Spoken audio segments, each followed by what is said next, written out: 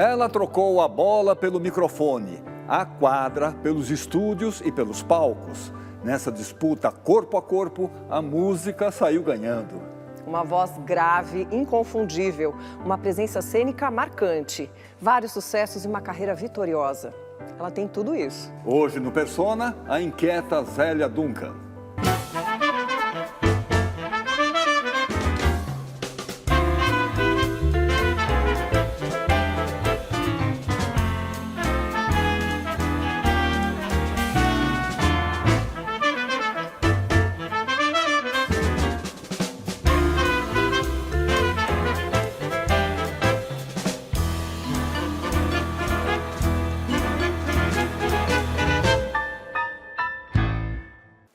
Zélia, muito obrigado por aceitar o nosso convite. Imagina, isso é um convite irrecusável, uma delícia estar com você. Seja bem-vinda.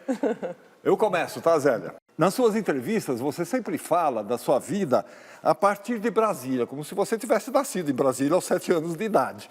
Eu queria que você falasse um pouco da sua vida de Niterói, antes de ir para Brasília. Como é que era a família, as brincadeiras? Pô, legal, tá aí. Acredita, uma pergunta que nunca me fizeram. É porque como eu cresci em Brasília, fui para lá com 6 para 7 anos, então eu me sentia de Brasília. Mas, na verdade, a saída de Niterói foi o meu primeiro luto. Eu me separei da minha avó, Zélia Duncan verdadeira, que eu sou uma cópia bastante fajuta dela.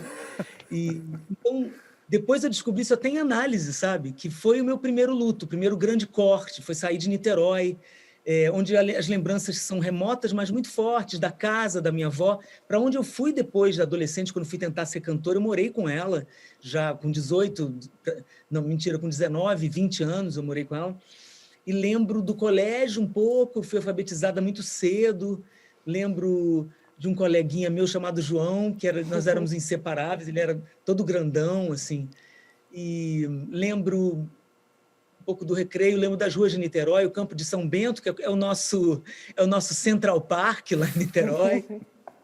As lembranças são todas, claro, extremamente familiares e muito fortes em relação à minha avó, a minha mãe voltando do trabalho, minha mãe sempre trabalhou muito fora, então sempre foi uma questão para a gente esperar essa mãe voltar, sabe? Então, tudo muito em torno dos irmãos, 2 irmãos mais velhos, minha irmã mais nova que eu. A gente foi para Brasília e ela fez 1 ano em Brasília, quer dizer, a gente foi bem criança. Então, as lembranças de Niterói, engraçado que depois eu voltei para Niterói e fui juntar essas lembranças remotas com a nova vivência, né? E foi bem interessante. Hoje, isso que você está falando é interessante. Hoje eu entendo esse negócio, assim, eu nasci em Niterói e é muito importante a relação com o lugar onde a gente nasceu, embora Brasília esteja na minha formação. Agora, lá em Brasília, você se envolveu com o basquete e chegou até a fazer parte da seleção feminina brasiliense. Como é que o basquete entrou na sua vida, Zélia? O basquete era tudo para mim, até o violão assumir a boca de cena. Eu era aquela que levava o violão para as viagens do basquete, ficava lá no fundão do ônibus, animando a galera. E eu tinha vontade de mudar para São Paulo, porque o meu grande ídolo era Paula, nessa geração Paula Hortência, mas eu me enxergava muito na Paula, eu queria jogar em São Paulo. Hoje eu estou morando em São Paulo, é até engraçado. E Paula é uma amiga querida. Vocês sabem que a primeira vez, quando minha vida começou a mudar como artista, em termos de visibilidade, e vieram para mim no camarim, a minha empresária na época, Beth Araújo, disse assim: a Magic Paula está aí. Eu comecei a tremer. Cantar, sabe? Meu Deus, meu ídolo está aí. Até hoje um grande ídolo. Eu adoro esporte. O basquete me ajudou muito. O esporte coletivo literalmente te ensina a passar a bola para o outro. Eu acho que isso eu trouxe para a minha vida de adulta, de artista, esse negócio de equipe. Eu acredito no coletivo. E tenho certeza que o esporte me trouxe isso. É uma pena o Brasil não entender que o quanto a arte e o esporte poderiam nos salvar. É verdade. Agora, do basquete, então, já sabemos, né? E a música? Foi uma influência que já veio de casa? Como é que foi isso? Olha, minha mãe tem 85 anos hoje, tem uma bela voz, sempre reuniu amigos em casa para cantar. Meus pais se separaram, eu tinha 12 anos, mas meu pai, que eu perdi em dezembro, ele tinha uma bela voz, cantava muito bonito. Então, eu gosto de pensar que, né, a voz veio dali. Eu tinha um avô que tinha uma voz de Fred Flintstone, não era Olha. cantor, mas tinha voz grave. Assim. As mulheres da minha família, com exceção da minha avó, têm a voz grave. Então, a música... Minha mãe tinha cadernos de letras de música e fazia essas reuniões em casa. Então, era muito favorável desenvolver o gosto pela música, mas ninguém profissional para dar uma força para a cantora que se iniciava, não. Foi mesmo... Eu tive que abrir caminhos e desbravar esse sertão que é você ser uma cantora. Com 16 anos eu comecei profissionalmente e é sempre para uma família que não conhece o universo do dia a dia de um artista, é sempre um motivo de medo, né, para a família.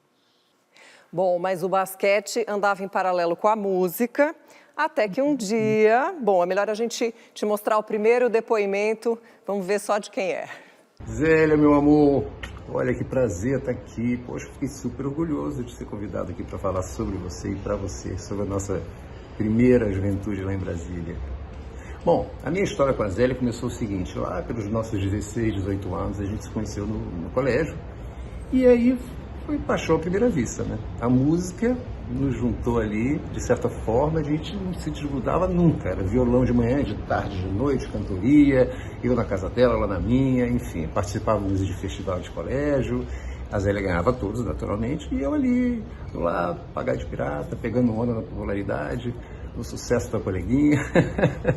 Até que, certa feita, a gente fez um show chamado Meiga Presença, na Sala Funarte. Menina, esse show quebrou a banca, foi um sucesso absoluto.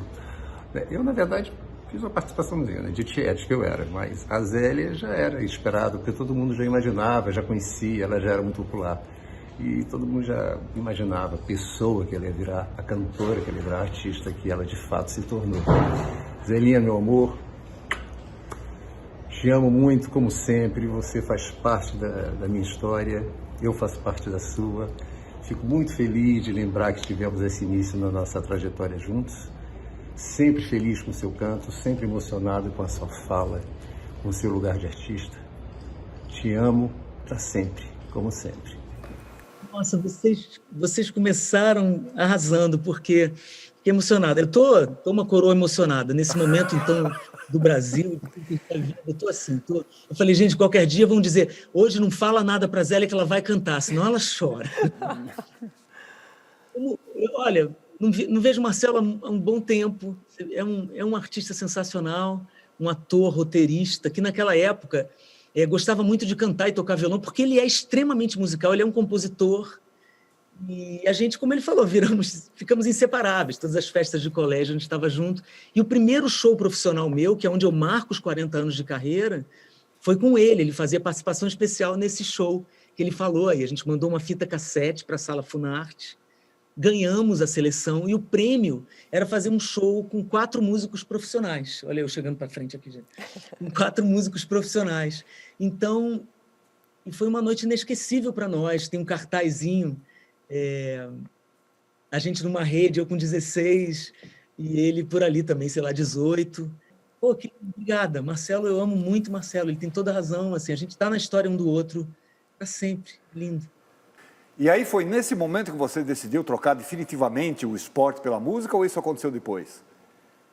Foi um pouco depois, mas pouco depois. O que aconteceu? Mas tem a ver com ele, a gente se inscreveu num desses festivais, no colégio, caiu no fim de semana de um campeonato no Sul. E eu tinha que escolher. E aí foi difícil, porque eu me dedicava ao esporte desde os 12 anos. Né? E eu amava muito aquilo tudo, aprendi muito ali. Mas, na verdade, dentro de mim, a dúvida foi rápida. É o sofrimento, porque escolher o que é difícil de escolher é o que você não escolhe.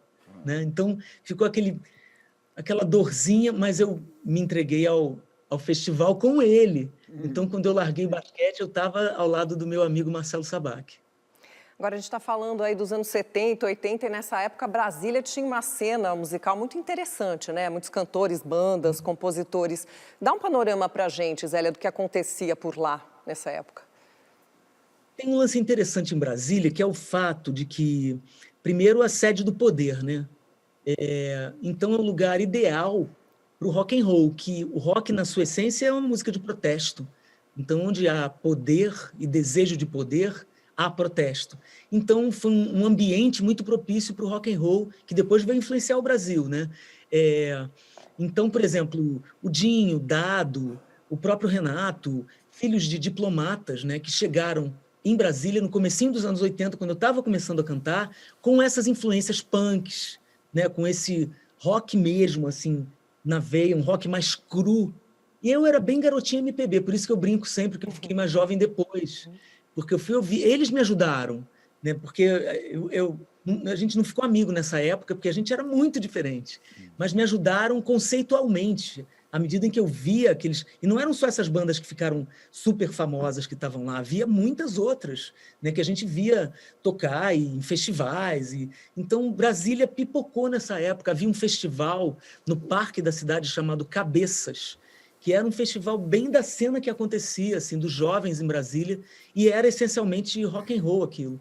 Eu acho realmente que me fez muito bem. Fora isso, só para completar, muitos grandes músicos passaram e ainda estão em Brasília. Músicos que hoje, por exemplo, Jorge Helder, que hoje é diretor de Bethânia, toca com Chico Buarque e tantos outros artistas. Marco Pereira, um grande violonista que gravou comigo Eu Me Transformo em Outras, Hamilton de Holanda, todos esses grandes músicos, Nelson Faria, passaram por Brasília ou moram ainda em Brasília. Esses que eu citei já saíram, mas há muitos outros que estão em Brasília. O Clube do Choro em Brasília, até em contraponto ao rock and roll, quer dizer, é um lugar que foi muito propício à música, e eu tive muita sorte de estar lá nesse momento. Aí você já estava mais do que enturmada lá em Brasília, né? E volta para Niterói. E aí você teve que fazer vários tipos de trabalhos, né? Na área musical e fora da área musical também. Ponto zero de novo, né? Ponto zero. Porque em Brasília, para uma menina jovem como eu era, gente, eu já tinha cantado com orquestra, eu já tinha cantado em quarteto, em quinteto, em duo. Eu fazia de um tudo mesmo, sempre fui... E não só pelo meu temperamento, mas porque eu precisava ganhar dinheiro, né? Então, por exemplo, eu trabalhava em duas boates, um era meio um bar, o outro era uma boate, na mesma noite. Eu pegava meu Fusquinha, que eu comprei em não tão suaves prestações, meu Fusquinha usado, e depois de ser roubado no Rio de Janeiro, eu ia de um lugar para outro. E aí fui ser funcionária pública também. Durante 4 anos eu fui funcionária pública. Quando eu fui para o Rio tentar a vida de cantora, eu era funcionária, eu tinha ainda esse negócio que a gente tem, né, de quando a gente batalha muito, de achar que precisa ter uma renda, e a gente precisa mesmo. Só que quando, além de tentar viver de arte, tem uma outra fonte, é importante, mas é perigoso também, né, que você pode se perder, né? Hoje eu vejo os finos que eu tirei das coisas, sabe? Tanto de cantar à noite, que eu cantei muito à noite, quanto de ser funcionária pública. Quando eu ganhei uma promoção, eu pedi demissão, fiquei apavorado. Bom, Zé, aí você resolve fazer um curso de teatro. O plano era ser atriz ou qual era o interesse por trás desse curso? Olha, nessa época aí, eu só pensava em cantar o tempo todo. E eu pensava, eu preciso de outras coisas que vão me ajudar a ser cantora e vão tirar a minha cabeça dessa paranoia de cantar, só cantar. Porque era difícil, quando isso ia mal, quando eu não conseguia direito o que eu queria, eu ficava mal demais. Então eu falei, eu preciso encontrar isso tudo um pouco intuitivamente, tá? Não era tão elaborado assim como eu estou vendendo esse peixe aqui para vocês. Eu achava, na minha intuição, e eu acho hoje que eu estava certa, assim, tudo que pudesse me alimentar como artista ia me ajudar na hora de cantar. E até assim, um livro que eu lesse, um filme que eu visse, eu achava, e hoje eu tenho certeza que sim, né, ajuda a todos nós, os artistas. Então, para você querer fazer uma coisa, é preciso que você veja alguém fazendo. E o desafio é você, apesar de estar vendo alguém fazendo, fazer do seu jeito. Então, foi muito bom para mim frequentar a CAL. E vocês querem saber, era a Casa das Artes Laranjeiras, e não era faculdade ainda. Eles abriram a CAL como faculdade há alguns anos, recentemente abriram turmas de veteranos, eu voltei a estudar, a Luciana Braga me chamou, e eu me formei no meio da pandemia em teatro. Olha e aí só. Já fiz alguns trabalhos até como atriz. Sou uma atriz sempre iniciante, mas eu adoro tudo que diz respeito à voz, seja locução, seja e o trabalho de atriz, que eu acho o ator um ser absolutamente especial. Assim. No teatro cabe o mundo inteiro, e é de uma poesia e de uma força que poucas coisas têm.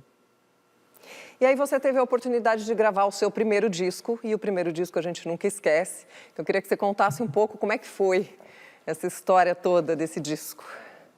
O primeiro disco eu gravei pelo Estúdio Eldorado, de São Paulo. Foi um disco... Gente, eu queria... A coisa que eu mais queria na minha vida era gravar um disco. E foi difícil, porque... Sei lá, eu não consegui me expressar da forma como eu queria. Na época, eu estava fazendo um show muito importante para mim, chamado Zélia e Cristina no Caos. Era um show extremamente teatral, dirigido por Tiziana Studart, onde já tinha até uma música minha chamada Um Jeito Assim, com um músico de Brasília, Paulo André.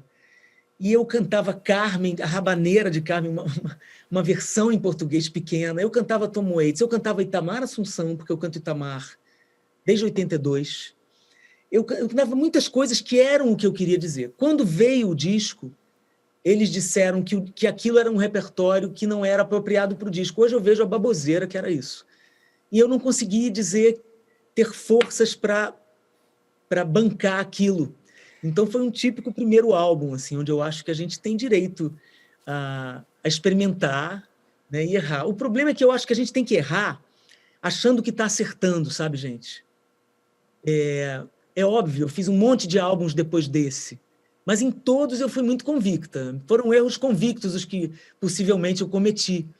Mas o Outra Luz eu sentia que não era eu completamente. Mas esse disco te deu as indicações para o Prêmio Sharp, Revelação, melhor cantora pop rock e tal. Mas eu acho, particularmente, que o maior prêmio mesmo foi ter conhecido essa pessoa que mandou um depoimento para você aqui. Falar da Zélia, tem que falar um pouco sobre mim. Desde o nosso primeiro encontro, criamos algo que foi além de uma parceria, foi uma relação de cumplicidade, de simbiose até. A minha primeira canção letrada foi feita pela Zélia. Nossa música, né, a minha primeira música que tocou na rádio foi com ela. Meu primeiro trabalho como arranjador foi num disco dela. O meu primeiro trabalho como produtor musical foi num disco dela. E ambos sempre nos apoiamos nos passos que a gente estava dando, né, nas respectivas carreiras. A Zélia é minha cantora favorita. Ela é visceral na medida certa, intelectual na medida certa, coisa que é difícil na música, né, nas letras. E o apoio de ambos, né, na carreira um do outro e na criação de uma identidade musical esteve sempre presente. Então, Zélia, obrigado por existir, por ser minha parceira. Te amo, tá? É tanta cumplicidade que ele até tinha acesso aos teus caderninhos que você escrevia quando nova. Pô, vocês estão pegando pesadíssimo comigo. Esse aí é meu amor. E aí mudou minha vida, esse encontro meu com o Christian. E como você falou aí, você já sabe até disso, né, Cris? Eu tenho um álbum chamado Intimidade, que tem muitas músicas nossas, né? Quem é que vai abrir um caderninho seu, onde você escreve nas horas mais íntimas? Só pode ser um irmão, né? E o Christian... A nossa história é uma delícia. Eu nem quero me esticar demais, mas uma amiga em comum que a gente não sabia que tinha virou para mim e disse: eu tenho um amigo que é a sua cara. Promoveu o nosso encontro, eu encontrei esse cara que tinha uma cara de criança. Ele ainda tem, né? Ainda tem. Ele tem. Aí, com um violão de aço na mão, meu ídolo é Johnny Mitchell, um dos grandes ídolos meus, e ele apareceu com um violão de aço na mão, começou a cantar, eu fiquei louca com ele, assim, eu falei, pô, eu gosto de escrever. Ele falou, pô, tu queria uma parceira. Foi uma coisa, sabe, toda assim. Essa amiga que nos juntou, logo depois foi embora, eu nunca mais a vi. Então eu sempre digo, gente, a Cêcia só apareceu na minha vida para te apresentar. Se ele não dissesse que eu era a cantora favorita dele, eu pegava ele na saída. Mas... Ainda bem que a gente está virtual aqui. Eu já fiquei... Então, conheci esse menino solteiro, ele hoje é pai da minha afilhada Nina, que se formou em cinema. Ele é pai de 3 crianças, marido da Mariana, minha comadre. A gente tem uma história juntos muito comprida, de extrema cumplicidade musical e pessoal. Assim. Quando eu olho para ele está morando em Londres, né? Vocês pediram esse depoimento para ele. Eu estou morrendo de saudade. No meu disco recente, ele fez 3 arranjos. Ele deu outro tom para o álbum, deu o tom viajante desse álbum, que é tão importante para mim. Então, a gente poderia fazer um persona só de Christian e Zélia. Eles foram no mais fundo, assim. Eu me sinto muito comovida quando eu olho o Christian, porque a gente fez isso tudo juntos, sabe? Que bonito. Que lindo. E aí a sua carreira estava apenas começando quando você resolveu ir cantar no deserto. Acho que eu vou cantar lá no deserto. Mas a gente fala sobre isso no próximo bloco, pode ser? A gente volta já com Zélia Duncan.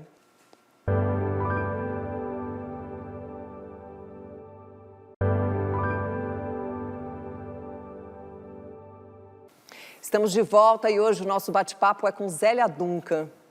Zélia, então, como é que essa história, você, garota, morando no Rio, resolve ir para o deserto cantar? Isso sempre foi uma coisa muito louca na minha vida. O que acontece? Eu participei de uma peça, eu tinha feito várias coisas, já tinha feito até o primeiro disco, mas estava num momento bem difícil, bem difícil. Me ligou um casal que na verdade foi ela que me ligou, eu conheci ele lá, que é o Marcos Teixeira e a Patrícia Teixeira. Na época, eles eram casados e estavam tocando em Abu Dhabi. E precisando de uma cantora, porque a cantora que estava lá ia embora. Mas precisavam assim, gente, em uma semana. Uhum. Eu estava super difícil, eu estava super dura, estava sem perspectiva, assim, e tinha um salário para ficar lá, sabe? E eu falei, nossa, quanto tempo, não tenho salário. Será que eu vou? De manhã, eu disse que não ia. E eles ligaram de novo. Não, de manhã eu disse que não tinha certeza, que eu achava que não. De noite eles ligaram de novo. E eu disse que ia. Eu morava então com a minha avó, Zélia Duncan. E ela... Tem uma passagem muito... Já que vocês estão sendo tão carinhosos comigo, vou contar uma passagem que eu nunca contei. Que eu demorei a dar resposta e tal. Eu estava angustiada, eu estava no meu quarto, ela bateu na porta, abriu, disse, Zélia, pode ir que eu te espero. Ela sacou que eu estava com medo de perdê-la, quando eu fosse. E ela ainda bem, ainda durou bastante até, mas era uma coisa que pesava para mim. E eu não tinha falado sobre isso com ela, mas ela entrou no meu quarto e falou, vai, Zélia, vai que eu te espero. E aquilo, engraçado, né? Como ela podia dizer isso para mim, né? Mas foi exatamente assim. Aí, quando você volta para o Brasil, você passa a fazer parte do casting de uma grande gravadora. E a Zélia Cristina passa a ser a Zélia Duncan. Foi uma virada na carreira, na vida, em tudo. Total. Esse é o outro grande marco na minha vida, porque, como eu falei para vocês, voltei de Abu Dhabi, zero de novo, né? Que nem quando eu vim de Brasília para Niterói. Quando eu cheguei, caramba, já tinha até um disco, mas era quase 1.0, mas algumas coisas aconteceram. Eu fui cantar numa casa chamada Torre de Babel, que era do tamanho desse lugar, dessa sala que eu estou aqui, poucas mesas, e a querida Ivone Cassu me conheceu, me ajudava. Eu tocava um pouco com o filho dela, André Cassu, que é hoje um grande publicitário que mora aqui. Eu tenho esses caras importantes na minha vida, o André é um deles. E aí a Ivone disse para mim um dia, o Guto Graçamelo vai te ver. Eu estava fazendo um show toda terça-feira no Torre de Babel durante um mês. E eu já meio cascudinha, já um pouco experiente, dizia, Guto Graçamelo, vem me ver nada. Tanto que ele prometia, não ia. Olha que coincidência, no dia do meu aniversário, que era o último dia de show, eu adoro cantar em dia de aniversário. No dia do aniversário, ela sobe, era um camarim que era do tamanho dessa cadeira que eu estou aqui. Ela bate assim e diz, Zélia, o Guto está aí. Que presente! Né, Cris? Que presente. Esse cara está aí. Olha, o Christian estava na plateia, ele não era meu músico. Eu fiz o show. No final, o Christian subiu no palco, a gente tocou umas 2 músicas nossas. E aí o Guto, quando acabou, invadiu o pequeno palco, que era um tabladinho, e falou exatamente isso. Alguém tem que fazer alguma coisa. Eu, claro, levantou a bola, olhei para ele e falei, que tal você? Terrivelmente afiada. E começou a minha história com o Guto, paralela à minha história com Beth Araújo, que foi a minha empresária muito importante na minha vida, e que trabalhava na Warner. A Beth trabalhava na Warner, e eu comecei a gravar com o Guto. Um dia o Guto chamou o Beto Boaventura, que era então presidente da Warner, no estúdio que eu estava, para ouvir algumas das músicas. Beto levou um cassete com ele, porque ele ia viajar, e eu sempre assim, defendida, né? Ele não vai me chamar, não vai ouvir, não vai.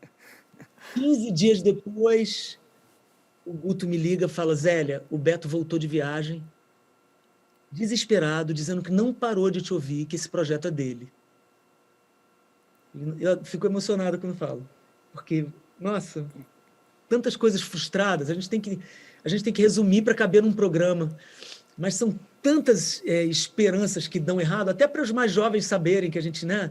As pessoas falam assim: poxa, você botou uma música na novela, estourou e pronto. Mas a gente é que sabe, né? A gente é que sabe o que a gente tem que fazer para se segurar e manter o desejo e encontrar o nosso destino, né? Meu destino estava ali, eu não sabia. Então, fui parar na Warner. Na primeira reunião com Beto Boaventura, ele olhou para mim e disse: Zélia, vamos tirar o Cristina, que realmente Zélia Cristina está longe de ser um nome artístico, né, gente? Então, eu fiquei meio assim: poxa, tirar o Cristina, tá bom. Aí na mesma hora, eu tive muita presença de espírito, assim, porque era uma coisa, esse nome Zélia é o nome da minha avó. Eu falei: posso botar Duncan?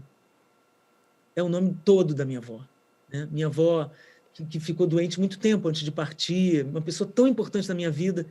Aí ele olhou e disse: nossa, é bonito. Claro que pode, vamos lá, Zélia Duncan. E acaba que a minha avó sempre esteve muito perto de mim, até nisso, né? Eu só lamento até hoje não ter podido paparicar a minha avó como ela merecia, levar para o show, na frente de um monte de gente dizer: olha, minha avó, mas eu faço isso com a minha mãe, que é uma mulher maravilhosa, que faz tudo por mim. Enfim, e aí, por isso, o Zélia Duncan, eu não sou mística, assim, eu tento ficar bem na realidade. A minha viagem é a música, mas eu acho que me deu sorte, gente. Eu acho que me deu sorte ficar perto do amor, sabe? Desse amor tão fundamental que foi o da minha avó. E aí, em 94, a música Catedral é um sucesso, estoura, e você passa a ser nacionalmente reconhecida e requisitada. Eu acho que tudo muda, né? Você nem imaginava tanto sucesso. E aí, entrevistas, fotógrafos, e como é que foi essa mudança para você? Olha, tem uma coisa que foi legal. Eu já não era criança quando essa mudança veio. Essa mudança veio, eu tinha 30 anos, eu comecei a cantar com 16. Então, quando a mudança veio, lógico, eu tive todo tipo de momento, mas eu não pirei. Eu aproveitei, eu tentei ficar sensível, eu comemorei do jeito que deu. Então, eu saí por aí, eu digo até que minha voz foi na minha frente. Eu saí por aí pelo Brasil para explicar para as pessoas: sou eu, né? Sou eu que canto. Né? Tinha gente que achava que era um homem cantando, dizia: não, gente, sou eu que canto.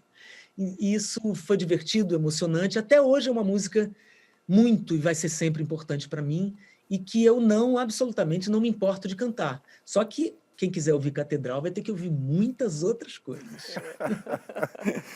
E aí, enquanto você estourava a boca do balão no Brasil, fazendo shows no Brasil, no exterior, tinha um pessoal aqui em São Paulo que fazia um trabalho extremamente original e começou a chamar a sua atenção.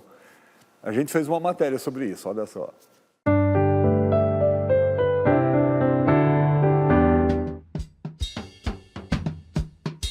Na primeira metade dos anos 80, floresceu em São Paulo um movimento que foi considerado a mais expressiva novidade da música brasileira depois da Tropicália. Artistas como Arrigo Barnabé, Itamar Assunção, Luiz Tati e grupos como Língua de Trapo e Premeditando o Breque partiam de sonoridades dodecafônicas e letras com forte influência teatral. E atraíam pequenas multidões à porta do Teatro Lira Paulistana, espécie de sede principal do movimento. Eram artistas que recusavam o esquema comercial das grandes gravadoras e optavam por lançamentos independentes. A intenção era fazer algo diferente do que se tocava na TV e nas rádios. e foram inspiração e influência para muitos artistas que surgiam na época. Zélia Duncan, por exemplo, faz questão de manter vivo o legado da chamada vanguarda paulista. Você é porque alguém já foi, e será só você e mais ninguém. Zélia, o que mais te atraía nesse pessoal da vanguarda paulista? Eles me desconcertavam e ainda me desconcertam, sabe? Eu te falei que a primeira vez que eu cantei Itamar foi em 82. Eu já era cantora profissional. Aquilo, meu queixo caiu. Como é que é? O que essa gente está dizendo? Meu irmão me chamou no quarto dele, meu irmão mais velho, que é muito ligado em música, ele disse assim, você tem que ouvir isso aqui. Quando ele botou no som, estava assim, não vou, não quero, eu fico envergonhado, fica todo mundo olhando, todo mundo reparando, todo mundo me secando, quero o Grupo Rumo. Eu falei, o que é isso? Grupo Rumo. E você tem que ouvir isso aqui, Tacou Itamar. Eu falei, cara, que loucura. Então eu fui procurar. Tinha uma loja de independentes em Brasília, chamada Jeg Elétrico. Eu comecei a cantar esse lugar. Lá eu achei o álbum da Eliette Negreiros, o Pipoca Moderna. Lá eu descobri a Vânia Bastos, porque as cantoras, muitas cantoras que cantaram com Itamar, fizeram backing ou cantaram com ele, são muito importantes para a vanguarda paulista e para o Brasil, né? E a Nausete, a cantora do Grupo Rumo, é a minha cantora até hoje. Uma cantora, ela é um exemplo do canto e da surpresa que o canto pode causar. Então eu conheci, através dessas pessoas, e Cida Moreira, né? Cantores impressionantes, que principalmente as palavras, né? Que é a coisa que eu mais amo de cantar, do meu universo, são as palavras. Então, o jeito de usar as palavras. E Itamar pode usar as mesmas palavras que nós estamos usando, palavras simples, ele vai fazer uma coisa que ninguém faria, né? Tipo, eu piro com essa música que eu gravei no álbum Tudo Esclarecido. Você vai notar, olhando ao redor, que sou dos males o menor. Poxa, você não vai querer dizer o que essa letra está dizendo depois disso? Depois dessa frase? Então, tudo. E eu cantava... A primeira música que eu cantei dele foi Beijo na Boca. Então, tudo que o Itamar disse e diz até hoje me interessa, me tira do lugar que eu estou. A vanguarda paulista me tirou do lugar que eu estava, do que era cantar, do que era uma música perfeita como se ela existisse, né? De como se expressar na música. Eu mergulhei no Clara Crocodilo do Arrigo, aquilo é uma loucura, né? Aquilo tira você totalmente, os eixos são muitos, as possibilidades são infinitas. E a vanguarda paulista me mostrou isso de um jeito muito... Assim, foi um pé na porta, sabe? Foi um pé no meu peito, assim, daquela que queria ser uma cantora, que cantasse todas as notas, e aquilo se juntou ao que eu estava ouvindo de Tom Waits e coisas, né, mais que mexiam com esse negócio do ato de cantar. Só voltando um pouquinho no Itamar, porque você se alimentou das músicas dele a vida toda, gravou um disco inteiro de músicas dele, que é o Tudo Esclarecido, mas tem uma história que é da primeira vez que você cantou num show dele, e a gente quer que você conte, porque é ótima. Bom, eu vou tentar ser rápida. Eu estourei naquela história toda, catedral. Tudo que é entrevista, as pessoas diziam, e aí, o que você gosta? Quais são as suas influências? Essa pergunta é muito típica. Eu falava influência, eu dizia música brasileira e Itamar Assunção. Todas as minhas listas de influências, ele encabeçava. E eu tenho uma parceira amada, que é a Lucina, que me ajudou muito na vida a compor, a querer compor. Lucina sempre conheceu todos eles. E sempre foi um ídolo meu também. E começamos a falar do Itamar. E eu não sei o que aconteceu, como chegou no ouvido dele. Gente, literalmente, eu estou em casa, toca o telefone, eu atendo. Zélia, Itamar Assunção. Eu sentei. Oi, Itamar. Oi, olha, eu vou fazer um show no Sesc Pompeia. Eu tinha acabado de comprar o álbum dele, Bicho de Sete Cabeças.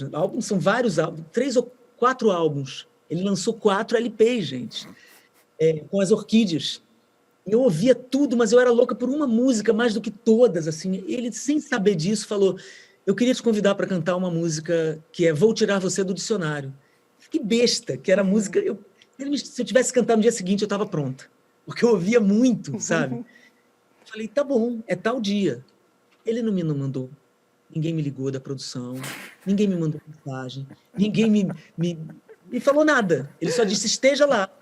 Eu peguei meu dinheirinho, comprei minha passagem, fui, fiquei hospedado na casa de uma amiga, e no dia do ensaio, na hora do ensaio, eu entrei no Sesc Pompeia. Eu nunca tinha entrado no Sesc Pompeia. Eu entrei, a cena era Itamar, sentado naquelas cadeiras lindas de Lina Bobardi, né? Rodeado de mulheres, que eram as Orquídeas. Né? Hoje, várias delas minhas amigas. Simone Sou, grande artista, tocou comigo depois e tal. Aí ele estava falando com elas, olhando um papel assim, com a cabeça baixada. Aí ele levantou a cabeça, eu estava na porta, eu fiz, oi. E abaixou a cabeça de novo, continuou. Cara, aí eu pensei assim, acho que eu me enganei, acho que não era para eu vir. Né? Fiquei assim meio sem graça, sentei meio afastada, daqui a pouco veio a Simone Sou, maravilhosa. Oi, Zélia, pô, a gente está muito feliz de você ter vindo. Eu falei, bom, não errei a data, né? Sei que tudo bem, a gente foi se chegando, aí teve a passagem de som, aí eu mostrei que eu sabia cantar a música dele, aí eu vi que ele achou legal, falei, bom, nos aproximamos um pouco, né? Fiquei mais confiante. Quando chegou na hora do show, eu fui muito bem, eu achei, né? Porque eu não errei nada, eu estava muito ligada nele, eu estava muito emocionada, meu ídolo, cara. O Itamar era um cara surpreendente, um cara que muda o rumo das coisas, eleva o nível da prosa. Falei, pô, agora eu ganhei ele, porque eu cantei, foi super legal, foi aplaudido. Quando acabou o show, ele falou comigo assim, e aí eu fiquei magoadíssima, e no dia seguinte fui embora para o Rio. Enfim, depois nos encontramos numa rádio, fomos voltando devagar, depois ficamos amigos. Itamar tem profundo amor pessoal por Itamar. Mas nós temos mais um depoimento aqui, Zélia, que é um outro compositor do seu rol de preferências. A Zélia Duncan, eu acho uma artista brasileira extraordinária. Depois de já ter consolidado uma carreira de sucesso radiofônico, na televisão, tudo, ela passou a mostrar uma outra faceta que ela tem, que é de olhar para outras frentes musicais que acontecem no Brasil e entrar nessas frentes musicais, entrar nas dicções dos outros artistas e conseguir executar de uma forma magistral. E eu tenho interesse especial no que ela fez uma época que foi justamente por conta de comemorar os 30 anos de carreira. Ela mostrou esse olhar dela sobre a música independente dos anos 80, aqui em São Paulo, né, que foi chamada de vanguarda paulista, ou às vezes de música independente simplesmente, como no meu caso, ela se juntou com a Regina Braga, atriz e diretora, e as duas conseguiram montar um espetáculo incrível com canções de minha autoria, onde elas faziam com que os personagens das letras das canções ganhassem vida, não é? E se materializassem no canto da Zélia e até no físico da Zélia cantando aquilo. O público ficava hipnotizado do começo ao fim do espetáculo. Ela é uma artista realmente especial. Aliás, eu acho que é sempre uma marca de qualidade. Zélia Duncan sempre me interessa. Ai, gente, esse texto é meu, Luiz Tati que me interessa. Como eu falei para vocês, em 82 eu conheci essa galera. E o Tati, ele é um dos pilares, né? É um pilar muito importante. Assim. Eu, quando fiz o Tô Tateando, foi um momento muito especial da minha vida artística. Minha vida foi para outro lugar quando eu fiz o Tô Tateando, assim como quando eu me transformo em outras. O Tô Tateando me trouxe uma amplitude assim, do que é o palco. Assim, para mim é muito, muito importante porque confirma, né? É uma confirmação, assim, tipo, pô, eu não estava maluca, essa música é muito grande. O que ele diz é muito grande, ele é um artista muito amplo e que escolhe uma lente muito fina, ele escolhe os cantinhos dos lugares, ele escolhe a poeirinha em cima da mesa, ele faz aquilo ele mostra para a gente o que a gente é, ele mostra o que há de humano na gente. Então, me aproximar da obra dele me fez mais humana, me fez mais sensível. Eu estou aqui falando, estou toda sensível de novo, porque a música do Luiz Tati, a presença dele na minha vida, nas minhas influências, é muito benéfica. É como um verdadeiro antídoto, sabe, na minha vida, o Luiz Tati. Eu fico muito emocionada de ouvi-lo falando coisas tão bonitas para mim, assim, porque ele sempre esteve em mim. E que bom que eu pude mostrar, que bom. Zélia, já ficou claro que você adora novas experiências, mas teve uma que pegou todo mundo de surpresa, que foi a sua participação no histórico grupo Mutantes. Você conta essa história pra gente depois, no próximo bloco? Claro. Tá bom. Claro. Voltamos já com o Persona.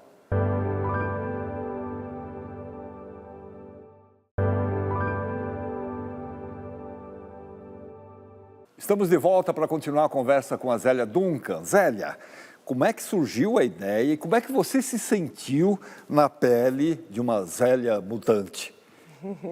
Nossa, essa história, gente.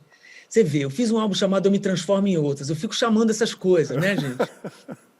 Agora, nunca jamais nem desejei cantar nos Mutantes, de tão impossível que isso me parecia. Né? Seria ridículo se eu dissesse numa entrevista, pô, meu sonho é cantar com os Mutantes. O meu sonho era ver os Mutantes com a Rita Lee junto, claro, como todo mundo. A Rita não quis ir. A história, né? Obviamente, ela foi chamada e ela não quis ir. Ela estava fazendo outras coisas e não quis ir.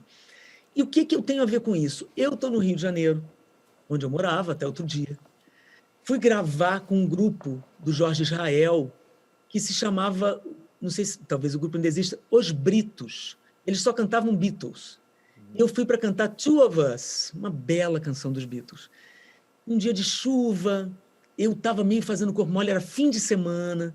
Aí o Jorge me ligou e disse assim, Zélia, o Sérgio Dias está gravando. Aí eu pensei, ai meu Deus, tomara que ele diga para eu ir outro dia. Eu não estava com preguiça de sair de casa. Você pode vir um pouco mais tarde? Eu falei, ô Jorge, fica à vontade, se quiser eu vou amanhã. Ele falou, não, Zélia, tem que ser hoje, é o último dia de gravar. Fui lá. Quando eu cheguei, o Sérgio estava saindo. Eu nunca tinha encontrado com ele na minha vida. Mas, pô, é um grande ídolo de todos nós. Então, e é um cara muito, muito inteligente, muito engraçado, muito galante. E na porta do estúdio, a gente começou um papo. Gente, a gente falou de, sei lá, de bomba atômica a Johnny Mitchell. Assim, foi um papo sobre tudo. A gente deu risada. Eu fiquei muito lisonjeada de conhecê-lo. Aí eu falei, bom, vou gravar. Aí ele disse para mim, você se importa se eu ficar assistindo? Eu falei, não, de jeito nenhum. Entrei para gravar, ele ficou lá fora assistindo, né, no aquário. Gravamos, na hora de ir embora, dei um abraço nele. Falei, cara, que honra te ver. Pá, pá, pá. 3 dias depois aparece no meu e-mail uma mensagem dele. Você quer cantar? Assim, gente, assim, tá? Quer cantar com os Mutantes em Nova York, Los Angeles e São Francisco? Eu falei, será que... Eu fiquei louca. Eu falei, acho que se eu fizer isso, uma banda, a mais importante do Brasil, creio não estar mentindo, será que vão me matar se eu fizer isso? Será que os fãs vão me odiar? Será que é um grande erro? Será que eu vou me afundar? Será que eu tinha um monte de compromisso. Eu fiquei meio louca. Liguei para um amigo, jornalista, especialista em mutantes. Falei, aconteceu isso, isso, isso. O que você acha? É ridículo? É patético? É o fim da picada? Ou é maravilhoso? Zé, eu acho super legal. Bom, aí eu fui ligar para a pessoa mais importante de todas, que na época eu falava com ela muito, é a minha parceira na música Pagu, na música Desconforto, é a rainha da gente, que é a Rita Lee. Liguei para ela, falei, Rita, aconteceu isso, isso, isso. Mas eu só vou se for legal para você. Nossa amizade é mais importante que tudo. Ela esperou uns segundos e falou, vai sim, você vai se divertir com os mano. Foi essa frase que eu ouvi.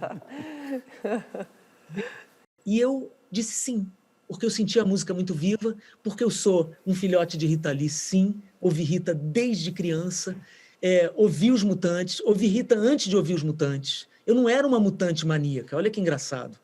Eu tinha aquele respeito, a vanguarda paulista me pegou muito antes, sabe? Então, eu e essa mistura louca, tive que estudar para fazer o show. E fui muito feliz, durou 1 ano e meio, fiz 2 turnês internacionais, cantamos no Ipiranga para 50 mil pessoas, um show inesquecível, e eu saí na hora que tinha que sair também, sabe? E hoje trago isso comigo como um dos prêmios que a vida me deu. Nós temos um depoimento aqui de uma pessoa de teatro, e agora você está em São Paulo, né? Ela fala muito da sua paixão por São Paulo, olha só. Zélinha querida, amiga querida, é um prazer estar aqui com você nesse programa que eu adoro, Persona, da TV Cultura. Eu e a Zélia temos uma bela e antiga história de amizade e trabalho. A Zélia me convidou para dirigi-la num espetáculo sobre a obra de Luiz Tati, e foi uma experiência deliciosa que a gente viveu, uma parceria gostosa juntas, um espetáculo assim que aqui em São Paulo então foi uma gratidão para a Zélia, sabe? Uma pessoa vir de outro lugar e olhar a cidade, falar sobre a cidade com aquele carinho, com aquela, sabe, com aquele estado de amor que ela vivia, aquelas letras do Luiz Tati. Foi realmente um espetáculo iluminado. E desde essa época, eu falo uma coisa que ainda não aconteceu, mas precisa acontecer, e logo. A Zélia precisa receber o título de cidadã de São Paulo.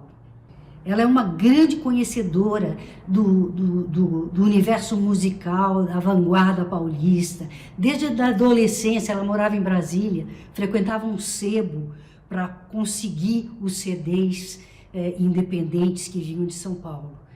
E São Paulo é muito agradecido a Zélia por causa disso. Então ela tem que ter a chave da cidade.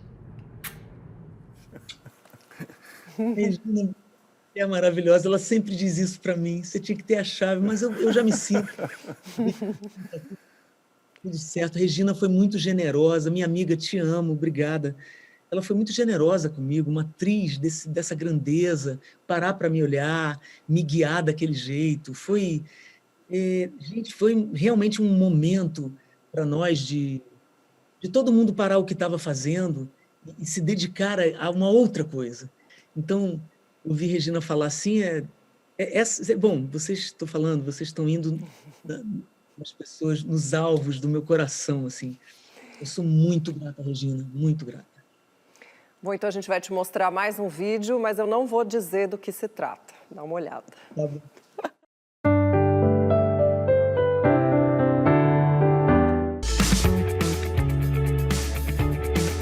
Diz a lenda que no ano de 490 a.C., um soldado grego correu 40 quilômetros das planícies de Maratona até Atenas para levar a notícia da vitória sobre os persas. Dessa história nasceu a chamada Maratona.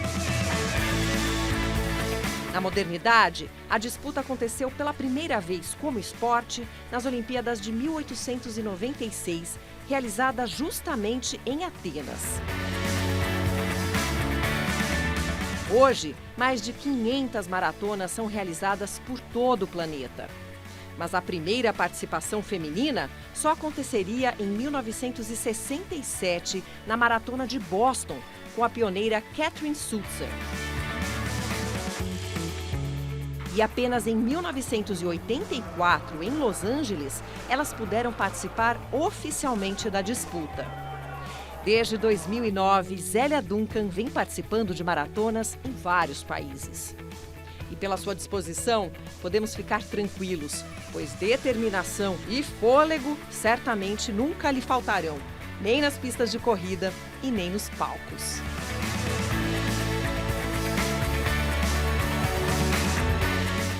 Corre regularmente. Que delícia. Hoje eu corri de manhã na esteira. A corrida virou, gente, para mim um top 5, assim. Chegou furando a fila também. Uma maratona é uma coisa excepcional, sabe, na vida, assim. Eu comecei a querer sentir o meu corpo nessa situação.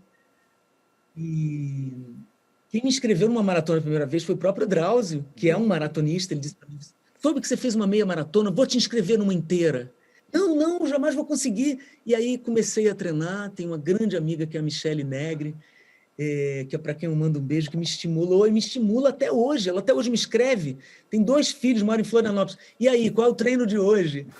Isso vira você vê, eu joguei basquete, que é um esporte coletivo, mas para arranjar mais 5 colegas, uma quadra e um time oposto ia me dar muito trabalho, né? Então, correr é um esporte extremamente democrático, onde você abre a porta e sai correndo, né? O dia da corrida é um dia de muitas emoções. O dia de uma maratona, você olha em volta, está todo mundo emocionado, porque treinar, a maratona é o treino, né? São 42 quilômetros. Então, se você não treinar, você não vai chegar até o fim, e você tem que chegar bem. Eu sou muito feliz por ser uma corredora. Eu acho que enquanto eu tiver forças, eu vou correr correndo. Eu até disse aqui, eu tive a ideia de eu me transformar em outras correndo. Tem várias ideias correndo, algumas péssimas que eu deixo na pista, mas outras eu trago e eu volto para casa dando telefonemas, anotando coisas. O esporte e a atividade física é uma coisa que assim, não dá para viver sem, né? Como diz o Drauzio, é que nem escovar o dente, você tem que acordar e fazer. Maratona é outra grande paixão minha. Obrigada, amei a matéria. Eu também sou muito ligado em maratona. Eu vejo sempre pela televisão. Fico exausto. Mas tem sempre um que vem lá do fundo, não tem? Quando está acabando, guarda alguma energia. Aí eu começo a chorar, cara. Eu de casa fico... É lindo. Agora, Zélia, antes da pandemia, você estava levando um belíssimo show chamado Invento, onde você canta Milton Nascimento. Um show minimalista.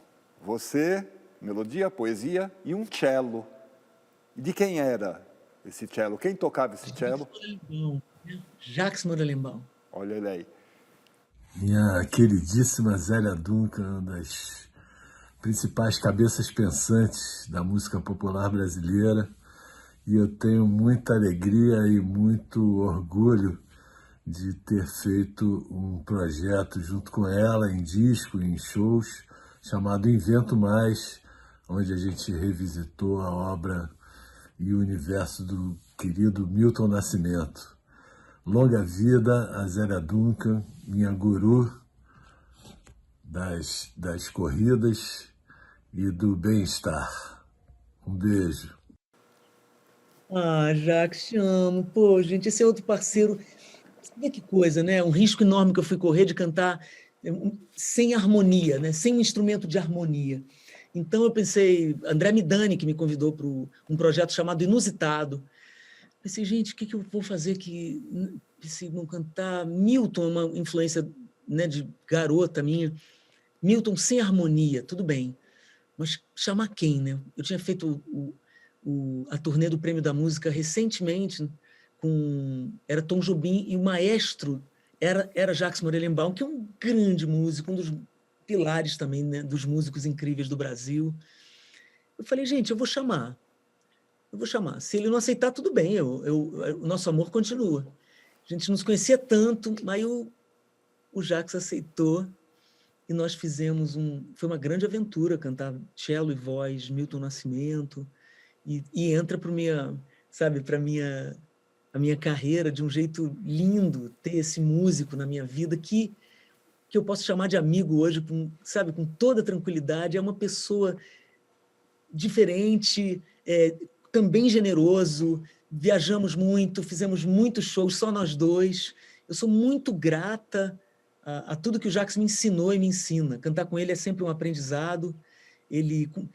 A grandeza dele como instrumentista se estende à grandeza do artista que estende a mão para o seu colega, porque um show desses, se não fosse assim, sabe, um show de troca, seria muito difícil.